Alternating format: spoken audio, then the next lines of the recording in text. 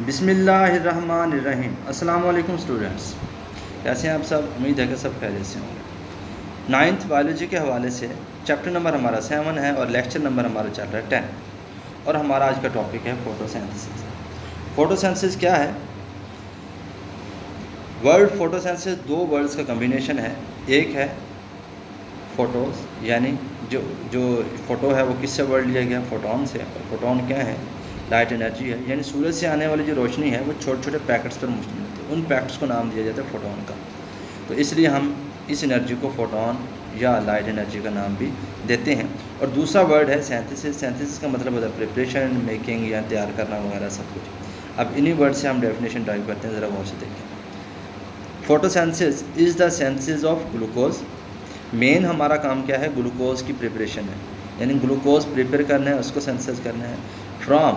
अब किस से किन चीज़ों से? एक है CO2 और दूसरी चीज़ हमारे पास है H2O यानी वाटर। CO2 और वाटर से हमने क्या बनाना है जी? ग्लूकोज। और ग्लूकोज का फार्मूला आपको आना चाहिए, वो ये है C6H12O6। आगे देखते हैं। अब ये दोनों चीज़ें मिलेंगी, लेकिन इसके लिए कुछ और कंडीशंस भी हैं। Presence of sunlight mean photons, यानी कि सनलाइट हमारे पास होनी चाहिए। और पत्ते के अंदर ग्रीन कलर का एक पिगमेंट होता है जिसे हम नाम देते हैं क्लोरोफिल का। सपोज ये लीफ है, लीफ में जो ग्रीन कलर के पिगमेंट्स होता है उसे हम नाम देते हैं क्लोरोफिल का। अब ये क्लोरोफिल अगर मौजूद होगा तो क्या होगा जी? फोटोसिंथेसिस का प्रोसेस होगा। और इस प्रोसेस के बाद क्या चीज़ हासिल होगी? एक तो ग्लूकोज हम बना लेंगे और दूसरी चीज़ बाय प्रोडक्ट में हमारे पास हासिल होगा ऑक्सीजन। अब ज़रा इस रिएक्शन को ज़रा गौर से देखें। CO2 और H2O, ये दोनों को दोनों हमारे पास एक रॉ मटेरियल है। तो ये दोनों रॉ मटेरियल फोटोन यानी कि लाइट एनर्जी की मौजूदगी में, क्लोरोफिल की मौजूदगी में प्रोसेस होगा, जिसे हम फोटोसिंथेसिस कहेंगे। उससे हमारे पास क्या हासिल होगा? एक ग्लूकोज देखें और दूसरी हमारे पास वाटर तो वैसे ही हासिल होगा, और दूसरी मेन चीज़ हमारे पास ऑक्सीजन होगी। ये दो चीज़ें हमारे पास मेन हैं जो हासिल होंगी। अब हम बात करते हैं कि फोटोसिंथेसिस के बारे में दो और पॉइंट हैं, वो भी देख लें ज़रा गौर से। It is an anabolic process. Anabolic process क्या है? यानी बिल्डिंग प्रोसेस है।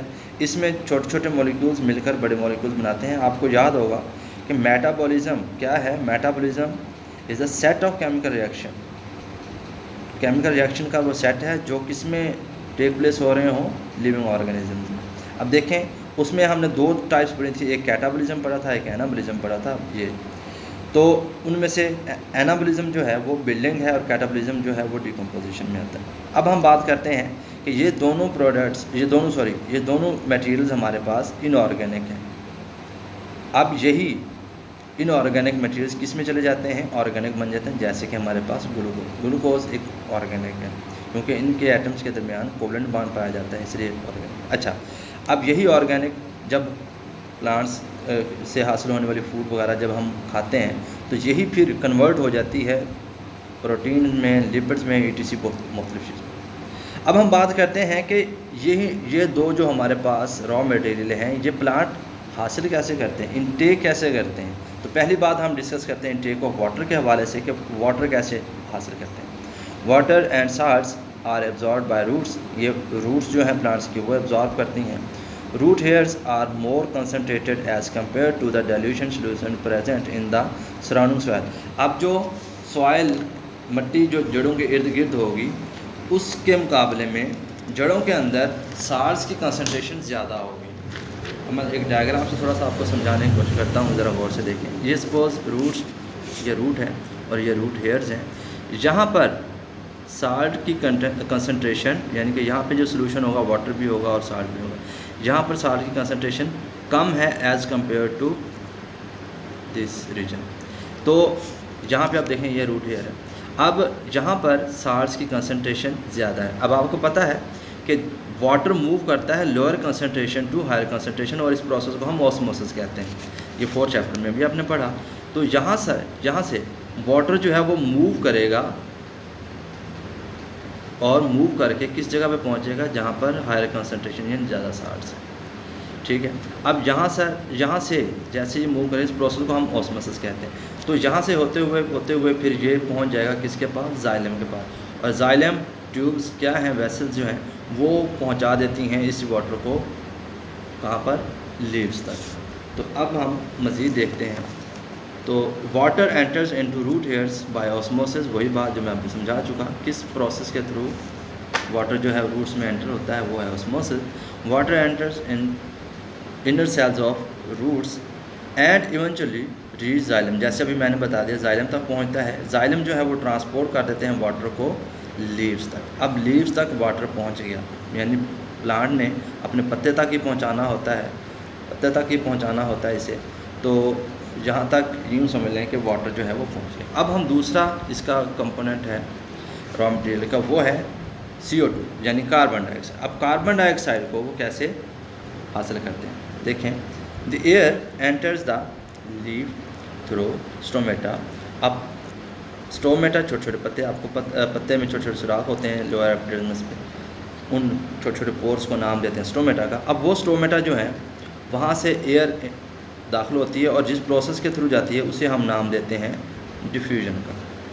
The air carries CO2 which gets absorb in the thin layer of water surrounding the mesophyll. Mesophyll cells वहाँ पे मौजूद होते हैं पत्ते में, उसके गिर्द वाटर होता है, वाटर में यही CO2 जो है वो एब्जॉर्ब हो जाती है। अब इस हवाले से भी एक छोटी सी डायग्राम है जो आप ही की बुक में दी हुई है आखिरी चैप्टर्स में, वो फिर जब पहुँचेंगे देखा। मैं अब ये सपोज एक ये लीफ के स्ट्रक्चर है, ज़रा गौर से देखें। ये जो सेल्स आपको ग्रीन कलर में मेसोफिल सेल, इनके अंदर पिगमेंट्स होता है जिसे हम क्लोरोफिल कहते हैं। अब देखें, अब ये मेसोफिल सेल्स के गिर्द ये वाटर मॉलिक्यूल्स हैं, यहाँ पे लेयर होती है।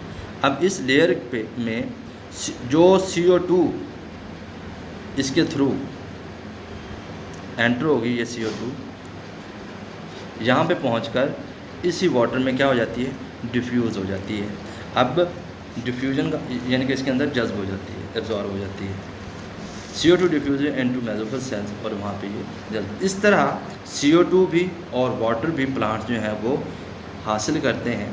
ये दोनों लॉन्ग क्वेश्चन के तौर पे भी पूछा जा सकता है। फोटोसिंथेसिस की डेफिनेशन और विद एक्सप्लेनेशन आपने देनी है कि किस तरह वाटर इनटेक करते हैं, CO2 इनटेक करते हैं प्लांट्स। डियर स्टूडेंट, ये था हमारा आज का लेक्चर। नेक्स्ट लेक्चर के लिए इजाज़त, अल्लाह हाफिज़।